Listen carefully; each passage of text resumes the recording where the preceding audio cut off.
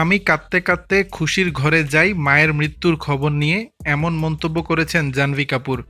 বলিউডের রূপালী দুনিয়া দাপিয়ে বেড়ানো অভিনেত্রী শ্রীদেবী পর্দায় তার উপস্থিতি বিবর্ণ করে দিয়েছে বহু নায়ককে। শিফন শাড়িতে মুগ্ধতা ছড়ানো এই অভিনেত্রীর রূপের দ্যুতি ভোলার নয়, তবে মৃত্যু তার গতিশীল জীবনকে থামিয়ে দিয়েছে। ব্যক্তিগত জীবনে শ্রীদেবী বিয়ে করেছিলেন নির্মাতা অভিনেতা বনি কাপুরকে।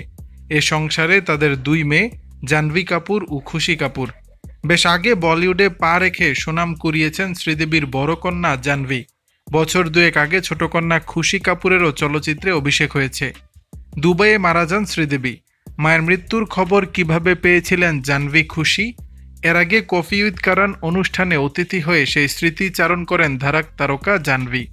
জাহ্নবী কাপুর বলেন, আমি যখন ফোন পেলাম তখন আমি আমার ঘরে ছিলাম, আর খুশির ঘর থেকে কান্নার আওয়াজ শুনতে পেলাম। আমিও কাঁদতে কাঁদতে খুশির ঘরে যাই। পরের ঘটনা বর্ণনা করে জাহ্নবী কাপুর বলেন, ঘরে যাওয়ার পর খুশি আমার দিকে তাকালো। আমার দিকে তাকানোর সঙ্গে সঙ্গে তার কান্না থেমে যায়। আমার দিকে 1 মিনিট তাকিয়েছিল, এরপর সে আমার পাশে বসে আমাকে সান্ত্বনা দিতে শুরু করলো। তারপর আমি তাকে কখনো এ নিয়ে কাঁদতে দেখিনি। মায়ের শূন্যতা গভীরভাবে অনুভব করেন জাহ্নবী খুশি। তা উল্লেখ করে জাহ্নবী বলেন, এ নিয়ে আমরা আবেগপ্রবণ হয়ে পড়ি, কিন্তু তা দেখাই না।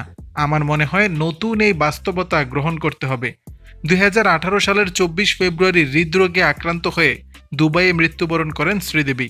তখন জাহ্নবীর বয়স 21 আর খুশি কাপুরের বয়স ছিল 17 বছর। দর্শক, বিষয়টি নিয়ে আপনাদের মতামত জানাবেন নিচের কমেন্ট বক্সে।